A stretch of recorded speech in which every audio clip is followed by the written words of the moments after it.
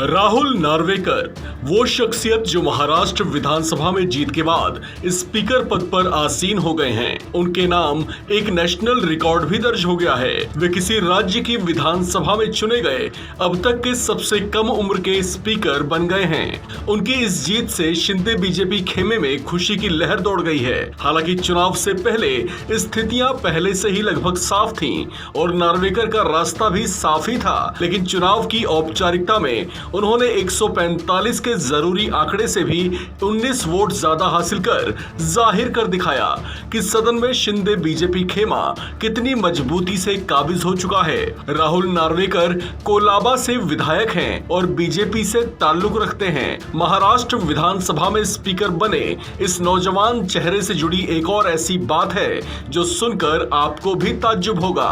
राहुल नार्वेकर साल 2019 में पहली बार विधानसभा चुनाव जीते थे। अब 2022 में ही वे सदन के स्पीकर पद के लिए भी चुन लिए गए हैं। अमूमन इस पद पर सदन के किसी वरिष्ठ चेहरे को ही चुना जाता है, लेकिन बीजेपी ने इस पद के लिए पार्टी के कई सीनियर चेहरों को दरकिनार कर राहुल नार्वेकर के नाम का ऐलान कर सबको चौंका दिया था। खैर, बीजेपी के इस एक्सपेरिमेंट और युवा चेहरे को उम्मीदवार बनाने के पीछे क्या रणनीति है, इसे लेकर सियासी गलियारों में चर्चाएं जारी है।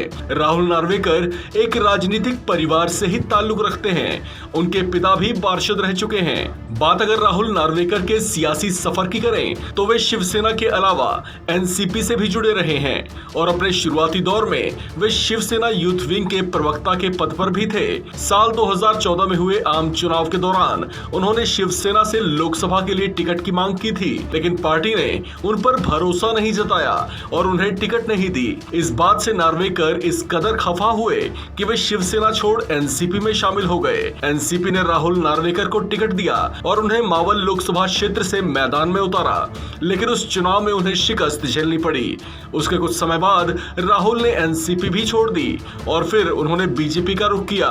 उसके बाद से ही वे बीजेपी के साथ बने हुए हैं। अब जबकि महाराष्ट्र में सत्ता परिवर्तन हुआ तो बीजेपी ने स्पीकर पद के चुनाव में उन्हें लॉन्च कर सबको चौंका दिया, लेकिन इस चुनाव में उनकी विजय हुई। उन्होंने शिवसेना के अपने प्रतिद्वंदी राजन साल्वे को करारी शिकस्त देते हुए इस पद पर विजय हासिल की। आपको बता दें कि महाराष्ट्र में साल 2021 में नाना पटोले के स्पीकर पद से इस्तीफे के बाद से ही ये पद खाली था। ऐसे में कई बार स्पीकर पद पर चुनाव कराए जाने की मांग भी उठी, लेकिन करीब 1 साल के अंतराल के बाद अब जबकि महाराष्ट्र में सत्ता परिवर्तन हुआ तब इस पद के लिए चुनाव भी संपन्न करवा लिए गए। इस खबर में फिलहाल इतना ही। बाकी अपडेट्स के लिए बने रहिए वन इंडिया हिंदी के साथ।